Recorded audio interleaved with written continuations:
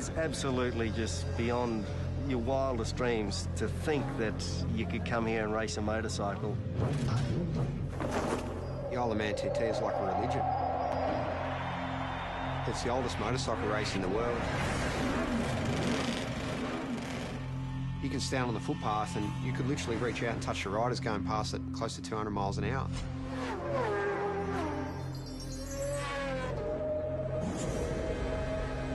The houses are passing you so quick, sometimes it feels like you're inside a video game.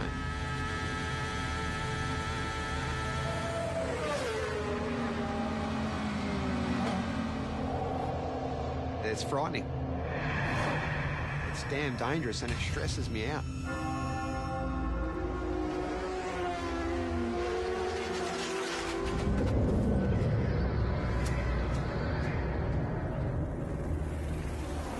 Unless I'm very much mistaken, Mark, this is the greatest motorsport event in the world.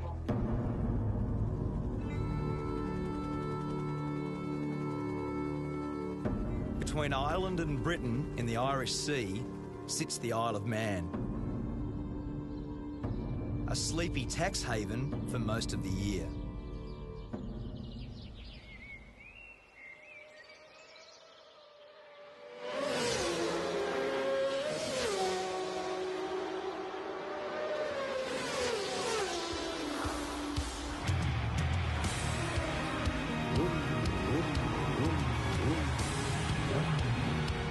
I've come here to witness the most dangerous road race on Earth. It's about 200 kilometres an hour, straight at the front here, absolute lunacy. I want to find out what drives these riders to test themselves and their machines in a brutal event called the TT, the Tourist Trophy. There's a lot to get right and a lot that can go wrong, so it is part sprint race, part endurance race, and it's a time trial, so it's so unique. Peter Brock used to say that great racetracks have got consequences. The Isle of Man TT is the ultimate road course. It's the fastest, wildest and most dangerous racetrack I've ever seen. And for the riders that compete here, there is absolutely no room for error.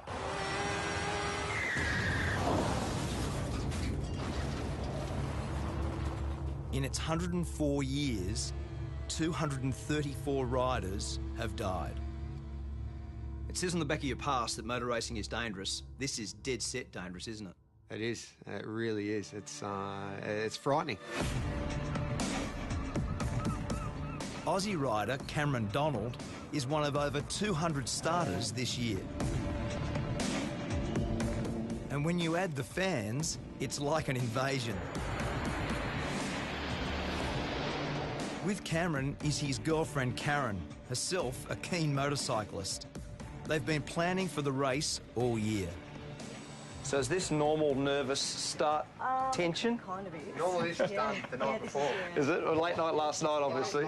Usually we like to have this done the night before, everything, but by the time we finish, like 11 o'clock, it's just like, let's get out of here and worry about it tomorrow. So what's Karen's job in this world? Keep me calm. We were born without time, nameless in the young. Cameron grew up in Warrandyte in Victoria.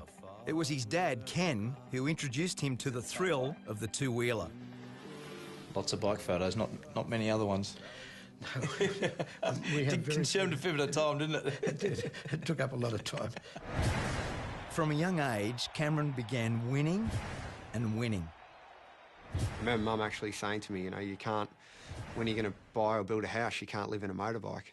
I remember saying to her, yeah, Mum, you can't race a house. So I think then she just pretty much gave up. The TT is held over a fortnight. 1 week for practice, 1 week for racing, 7 races in all.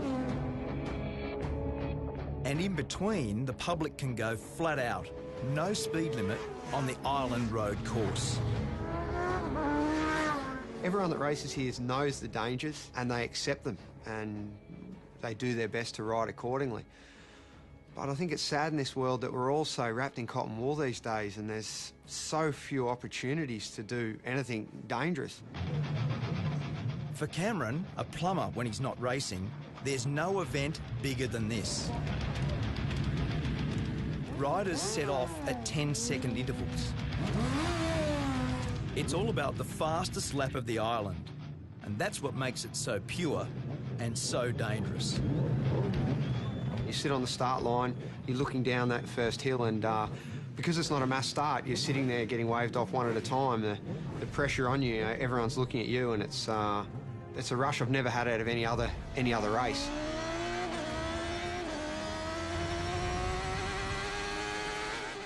There's just so few events in the world where we can do such a thing, you know, where you can close off a road and race a motorbike around it. It's such a beautiful thing.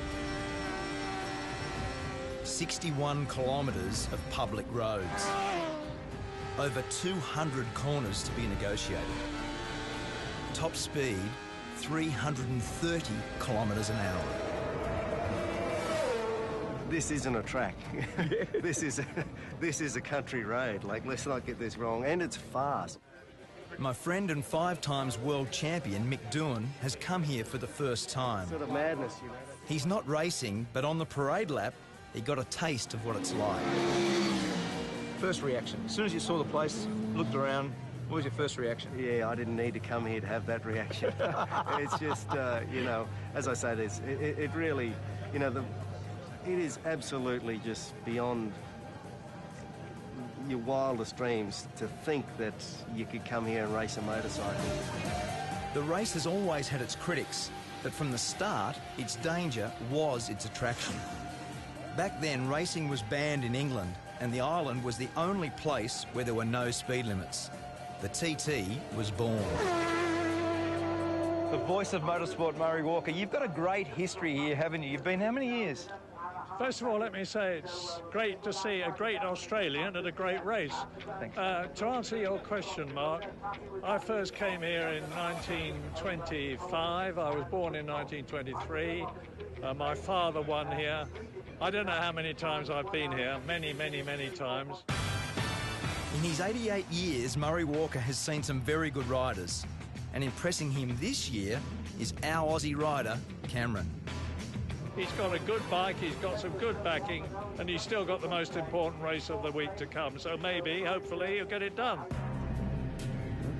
Each time Cameron sets out is an exercise in courage.